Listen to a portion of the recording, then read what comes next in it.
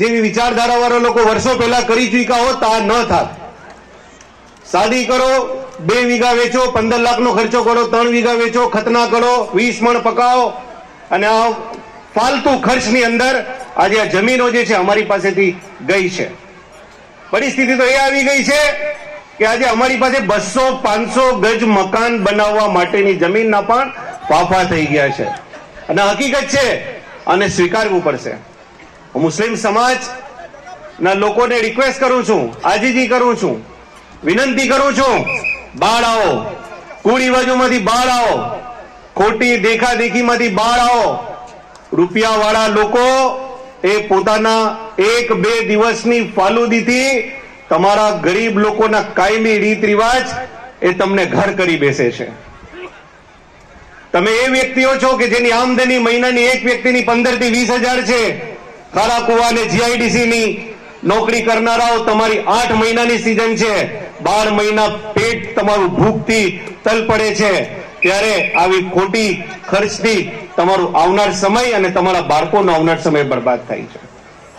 હું આહવાન કરું છું કે આવા પ્રોગ્રામોમાં જોઈન્ટ થાવ, અને મુસ્લિમ સમાજના દરેક પટેલને રિક્વેસ્ટ કરું છું કે સામાજિક લેવલે સમૂહ લગ્નની સારી વ્યવસ્થા કરો કે જેના કારણે ખોટા ખર્ચાઓ, કુરિવાજો બંધ થાય અને મુસ્લિમ સમાજ આગળ વધે. આ નાણાંની જરૂર છે, બચત કરો. આ નાણાંને તમારા બાળકોના એજ્યુકેશન ઉપર ખર્ચ કરો. આજનો મુસલમાનને જો સૌથી વધુ કોઈ વસ્તુની જરૂરત હોય તો એ ઇલ્મ છે, એજ્યુકેશન છે.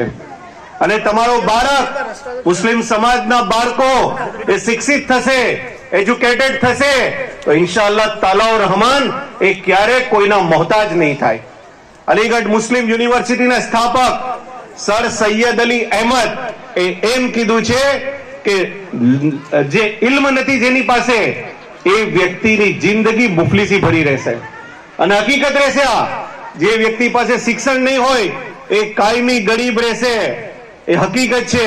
અને આ ગરીબીમાંથી બહાર આવવું હોય તો મુસ્લિમ સમાજે તેમના બાળકોને એજ્યુકેટેડ કરવા પડશે, અને તેના માટે પહેલ કરવી પડશે. હું મારા દુલ્હા હજરાત જે અહીંયા બેઠા છે એમને સલામ કરું છું. જે મારી દીકરીઓ મારી અવાજ સાંભળે છે એમને દિલથી દુઆ આપું છું કે કંઈક એમણે પણ સરસ મજાનું ડિસિઝન લીધું કે સમૂહ લગ્નમાં બેસે અને માવતરોને સાથ સહકાર આપે અને કોમને એક નવી દિશા ચીંધે. હું 2 હાથ જોડી અને રિક્વેસ્ટ કરું છું કે સમાજમાંથી થતા કુરિવાજો બંધ કરો અને તમારા બાળકોને એક સરસ જિંદગી આપવા માટે અહદ કરો. તમારા બાળકોની સારી જિંદગી કે એક શિક્ષક તરીકે ગમે તે પ્રસંગો એક વાત હંમેશા કરું છું કે તમારા બાળકો અને તમારો આવનાર સમય ત્યારે જ બહેતર થશે જ્યારે તમે એજ્યુકેટેડ થશો. અંતમાં બસ એ જ દુઆ, એક જ રિક્વેસ્ટ, અને એના સાથે ફરી એકવાર અલ્તાફભાઈ સિલવર અને એમની ટીમને મુબારકબાદી આપી સાથે એ જ કહું છું કે ઇસ તરહ હૌસલે આઝમાયા કરો, મુશ્किलों में भी तुम मुस्कुराया करो.